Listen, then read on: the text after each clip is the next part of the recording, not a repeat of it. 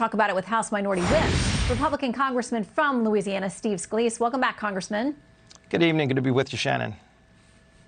Okay, Politico says this. Invigorated House Republicans aim to squeeze Democrats. They say this is your plan. Republicans are going to try to make life as painful as possible for Democrats over the next 2 years.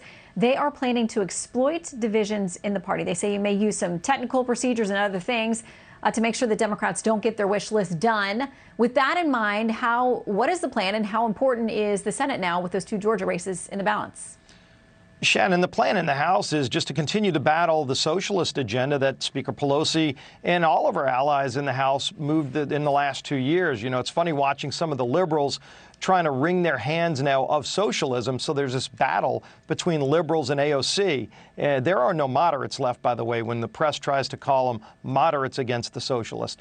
So the bottom line is they voted for 2 years for a socialist agenda, defunding the police, raising taxes, Medicare for all, getting rid of fossil fuels, and then they were rejected at the polls. We're going to probably end up with at least 212 House Republicans, shocking all the so-called experts, over 20-seat flip from what the experts were projecting. And so Pelosi realizes she's got real problems, as do all of those swing district Democrats who are voting for the socialist agenda. In terms of the Senate, what you talked about a little earlier in that previous segment was exactly right.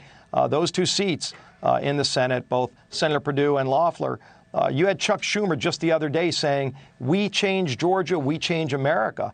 I don't think the people of Georgia want New York values to be a proxy for their values in the United States Senate. And yet that's what Schumer would do if he were able to get those two seats. And so there's a lot at stake. I think people know that.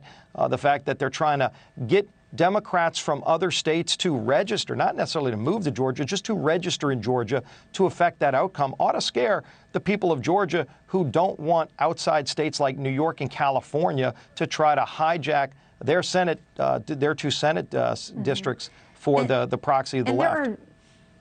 There are some House members, of course, who would take issue with you saying, Democrats, that there aren't moderates, that they didn't push back against some of the messaging and that they weren't very concerned about where they heard some of the messaging of their party going. The headline in the Wall Street Journal, the editorial board says this: why Democrats nearly lost the House. They say Democrats nearly lost their majority in the House November 3rd, and their post-election recriminations show the reason. They think their problem was their packaging instead of their policy. So they say they're coming back stronger than ever in 2022. They're going to adjust the message they send to voters, but it wasn't the underlying policies, which you say is what got them in so much trouble. Right. You know, you can package up socialism however you want, and it smells just as bad. If you look at their agenda, especially in those swing districts, Shannon, there's about 35 to 40 districts in America that are truly swinging back and forth that we were able to flip a lot of, and we're going to flip the rest in 2 years to get the House back. Most of those Democrats ran saying they'd be pro-life and pro-gun.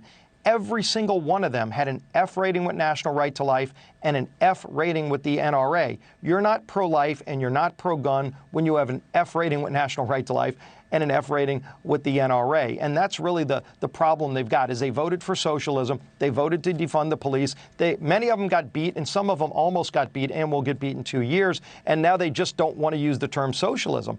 It's not the term, it's the bad policies that they voted for. And the problem is they're going to reelect Speaker Pelosi and continue going down that far left path. All right, I want to get a quick comment before you go about the president's decision to let go of the chief cybersecurity official, Chris Krebs. Senator Ben Sasse, Republican, says he did a really good job, as state election officials all across the nation will tell you, and he obviously should not be fired. You want to comment on that tonight? Yeah, you know, I think we're still seeing so many concerning things coming out of states. I mean, just look at Georgia today. Thousands more votes for Donald Trump that just were discovered. Where were they 2 weeks ago? Why weren't those votes counted? Why, by the way, 2 weeks ago, were Trump officials who were registered to be able to follow state law and watch the vote counting, they were kicked out of watching the vote counting in many states. And they were just so happened to be swing states where the race was very close. I think that's what's concerning people. Watching Pennsylvania, where the laws weren't followed. The law requires, by the way, that if a ballot comes in after the election's over, 8 o'clock on Tuesday night, those votes don't count.